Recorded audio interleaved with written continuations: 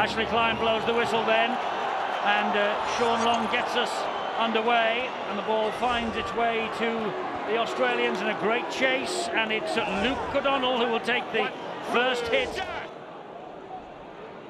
There's a bit of a drought going out. There's a big hit from Willie Mason. He said he was going to mark him. He said he'd picked out Stuart Fielden, and they're having a good old verbal battle. And they're having more than that now, and Fielden has gone down. He has been flattened by Willie Mason off the ball, and Britain are involved in a punch-up, and it's Peacock. But the first punch was thrown by Willie Mason, and it's on. A lot of people tip this might happen. It is on, and Mason, he absolutely flattened Fielden. It's Test football reborn. Well, he would get there, isn't it? There's a big call here now for Ashley Klein. Has he got the guts to send Mason off? Well, it was a clear right hook. We all saw that. They've seen it on the big screen as well. And remember, when Adrian Morley was involved in the 10th second of a test match against Australia not long ago, he should be off. He was off. Overreacted to a push by British player, throwing a punch, overreacted. Yeah. Okay, you got that, Willie. Don't take it into your own hands. It's going against you. It's coming down, Darren, all right? Well, he's not taking the walk. How about this from Great Britain? They had a penalty 20 metres from the line. They shunned the opportunity to kick for goal. They believe there's a try on here. And this is Leon Price. Loses the ball forward. It's no try. It was a knock-on, but great build-up there. Good defence that came through. It had to be the big impact. This time, though, it was Marco Mealy leading the charge, and Fielden is a little groggy. Long will dab it over the tee. Was hit late by Mason. Was he ever? The touch judge is not. He was taken out by Mason. And Sean Long is another British player in Cloud Cuckoo Land, courtesy of Willie Mason. He has split the right eyebrow. Now the touch judge has not come on, but it looked very late to me. Dip over, and he's got to go now. This is the second. I mean, total slather. Why don't they all give him a gun each? It was a raised left elbow. Yeah, got ya. Just completely took him out. Well, there's been comment made in the press this week that if the authorities don't watch this, and look at the blood on the head of Sean Long, if the authorities don't watch this, some observers believe that this could be the start of all-out war. But it's a deliberate elbow, as far as I can see. It certainly looks worse from another angle. At the very least, if you apply the rules from Super League, it's a sin bin in because he's attacked the player late. He makes no attempt to put the hands towards the ball. We're going to start with the penalty. Come on, mate. Well, third time lucky, eh? Look at that. You know, if I was coach Ricky Stewart, I'd get him off the field now. Sean Long, and he finds Leon Price. Leon Price back to Keith Senior. Good on his feet. Keith Senior needed a good tackle, and it was from the substitute Brent Kite. On the charge is Wellens. So close. Great Britain referee signifying this is the last tackle. And here is Long. Oh, interception! Hornby! Hornby has got Inglis with him. And Greg Inglis. History repeats itself. A length of the field try last week in Christchurch. A length of the field try here in Sydney for Australia. And all that pressure has come to naught, and Greg Inglis fed by Hornby, and Australia take the first try of the match. One of the most versatile players, Ben Hornby, who set up Greg Inglis. I said he's the latest superstar from Australia, and he has scored 25 tries for Melbourne this year in just 32 matches. More importantly, in the context of the Tri-Nations, he's nudged the Kangaroos ahead. The one thing you've got to say about the Australians, they are confident when they want to take a gamble. And it was a huge gamble. It could have been a try at the other end. But he put himself in a tremendous position. And that is the difference at times at international level, especially between the two foes of Great Britain and Australia, is that at times when it looks as though you're in full control, they will do something completely out of the box. They didn't bother about going for the defensive ploy. They went into attack. The Australians ahead by 6 points to 0, and Roby for Great Britain. And he finds Stuart Fielden, who has been in the thick of the battle from the very first minute, the very first right hook he took from Willie Mason. It is with Long now, and Long has found the gap, and Long attacks them. Ball comes in field, and Wellens will score for Britain. Wellens scores for Great Britain at St Helens, 1-2. And Long made the break, and Wellens was the man in support. And Australia had nothing in defence to stop Paul Wellens. And he comes up with his second try of this Tri-Nations 2006 down under here. He got his first in 5 years last week. Just like St Helens Corporation buses, they come along in pairs. Britain about to go level. Tremendous work by Sean Long. Skirted out just off the play the ball area. Threw the dummy back on the inside. Darren Lockyer and Luke O'Donnell took the dummy superbly. And Paul Wellens has put Great Britain back into this game. And boy, is he happy. You know, his body language was good from the moment they won the penalty. He was clapping, cajoling plays into place. Second play, good speed. This try and goal might only be worth 6 points on the scoreboard, but I think it'll be worth double that in the minds of the Great Britain players, because psychologically it was exactly the lift they needed at exactly the right time. Paul Wellens with the try, and the bloodied face of Sean Long to try and make it a dozen goals in the red, white and blue jersey of Great Britain for him personally, but more importantly in the context of this match, 6-all. 6-all it is. This is an important phase of the game, and Brian Noble knows it as well. We've got 40 seconds and counting to the half-time siren, and Australia will have at least 3 more tackles, you think, as Sivanasiva drives it in again. Great Britain will be desperate to get to the half-time siren level. Here is Berrigan. He fires the pass to Lockyer, and Lockyer will go wide, and one tackle is missed. The ball goes down, and here is Carmichael Hunt. Oh, basketball style. Brilliant from Cameron Smith now. And Cameron Smith is inching his way towards the line, and Britain just survive. There's the half-time siren, and Britain will get to the break level. The opening 10-15 minutes, perhaps, Great Britain can keep that composure. They need to. And the kick-off is out on the full, surely.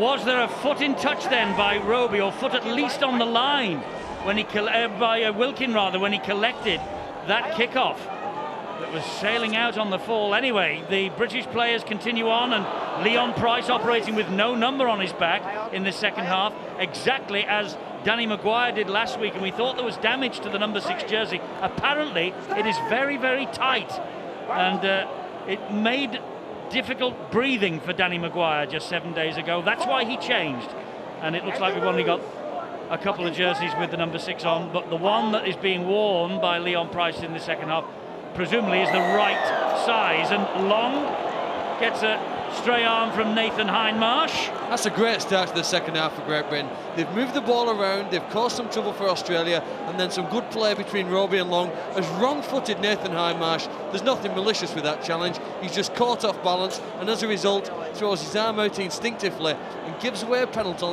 on the 4th tackle. Great Britain have gone from one end of the field to the other inside the first minute. So what an opportunity here at the start of this second half, as Gareth Ellis will drive it in again for Great Britain. He gets to within 11 metres of the Australian try line. Roby is the man who's waiting at dummy half. He'll have a little scamper, he'll find Long, and Long brings Leon Price into it. He finds Kirk Yeaman, and Yeaman tries to go past a couple, and Lyon was there, and so too was Cameron Smith. He's pulled down. There is Leon Price. Here is Long. Flat pass, Morley is clattered to the ground by Mark O'Mealy. Will play the ball to Roby. Roby finds Peacock, and Peacock's over, isn't he? Jamie Peacock. This will be handed up to the video referee. Have Great Britain scored at the start of this second half? The captain believes he has. Fully deserved as well. Quick play the ball. They went far too high on the big fella. He dives down into the corner.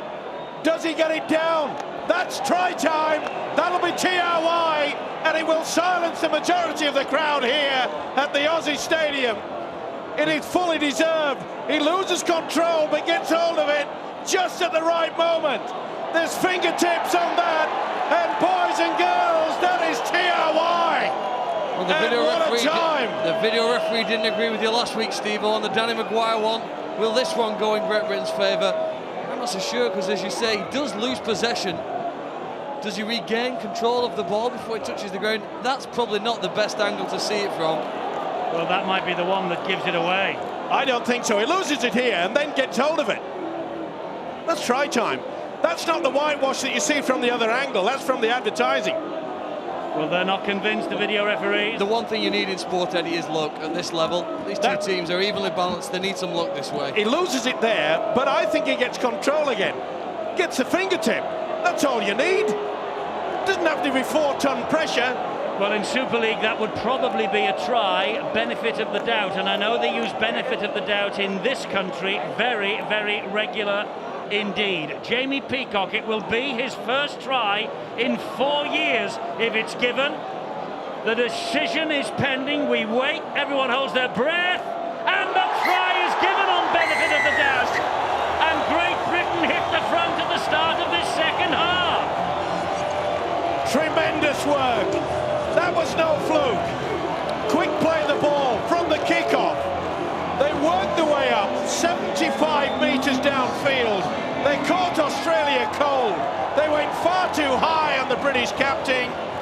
And he has come up with a sensational try. And they are stunned.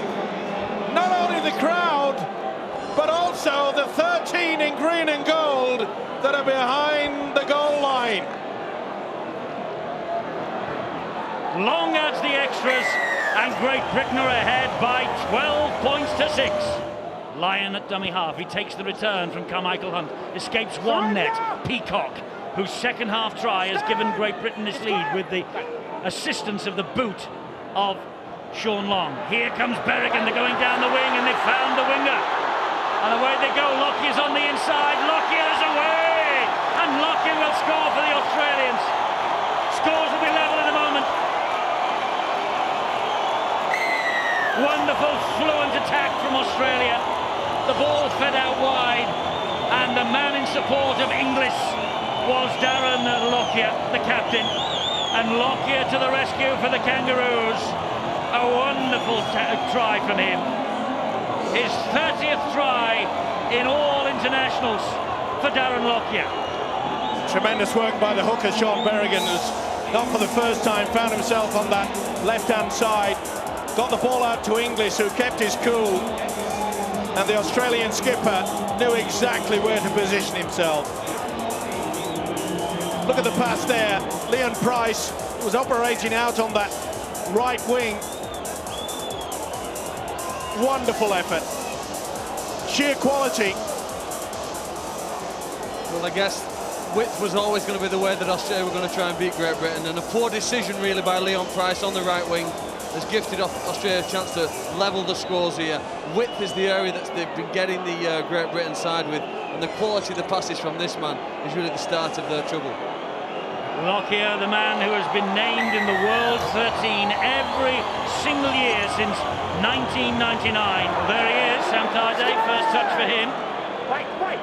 Plays the ball to Cameron Smith. Lockyer, cross kick. Oh, there's queuing up here. They are queuing up the Aussies. The ball is down. The referee will ask the video referee to make a decision. Well, did they decline? Has Hornby scored and taken the count? Well, this is amazing. Well, they were queuing up on the inside. We said he was slippy, and Wellens just goes, keeps moving. Looking to see if he's onside. He's onside, both of them are, but who's going to get it? They're both fighting for it. I think that looks like it's been dropped. Yeah, that's Gareth no Raynor try. came in, and there was an almighty collision with Hornby. Why on earth they were both trying for it? He gets the hands to it. This is important. Can't be a try. Oh, you can't see from here. Can't not be a try. Well, from that angle, Can it be? from this angle, we'll see it better. but will they say that Gareth Raynor has deliberately No, he's taken going out? for the ball, Eddie. He's clearly going for the ball. I think he's looking out of the way. He's just trying to protect himself. That's occurring at 100 times faster than what we're just watching. That's no try. He has got no fingertips on that. I just hope Ben Ormby's okay, because it looks a serious knock to the head, and then his head badly hits the ground as he spins round. To be fair to Raynor, he tried to stop as best he could, but I don't think this will be given. No, that is no try. Hornby looks like he's okay. The video referee decision is on its way, and it's no try. Still looking for quicker play the ball as Great Britain, Eddie. It's one of the reasons why Ashley Klein has heavily penalised the Kangaroos, slowing down the ruck. Great Britain do suit a faster game with dummy half runs. Here's Newton. Ooh, that looked a bit forward. That did look forward to Adrian Morley. Cameron, wait. But Britain do want to get on with it quicker. This is Sean Long. Finds Leon Price. Price then back on the inside to Lee Gilmore. Gilmore for Britain, yes! Well, Lee Gilmore not too long ago took one almighty clatter from this Australian defence.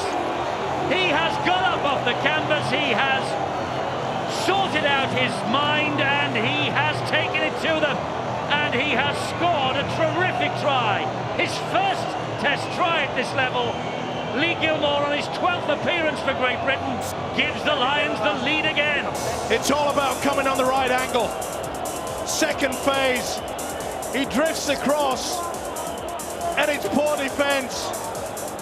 He had one thing on his mind. The big second row is playing out on the right wing. He's no stranger to three-quarter work. He wants the accolades, and he got it. Well, they got a repeat set. That was the big play. Sean Long's ability to trap the ball in goal and force Australia to kick it out. 3 rucks, shifting the ball to the right-hand side, the top of the screen, and the timing of Gilmore run, who embarrassed 2 of Australia's best defenders when he went straight through them both. St Helens connection for Great Britain again. Gilmore, Price with the pass, Long here with the conversion to give Great Britain a 6-point advantage again. It's Australia 12, Great Britain 18. And that's Cameron Smith. Here is Lockyer, the danger man, attacking the line. Floats the pass back to Carmichael Hunt. Oh! Ball goes to ground. Who's head and feed Great Britain? Who got the hand to that? It's a decision for the touch judge. Australia. Can't believe that. Like to see it, and we will. And I do believe that that call came from the British touch judge. He's got it right. Yep.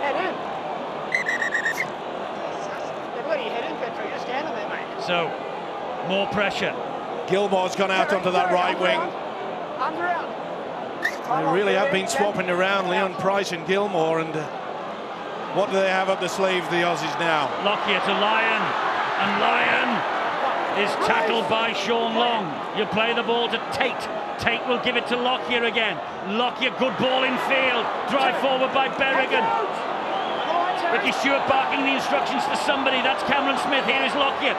Lyon wanted it into the corner. What a tackle! What a tackle by Adrian Morley.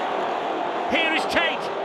Now it's with Cameron Smith again. It goes wide to Willie Mason. Further wide to Berrigan.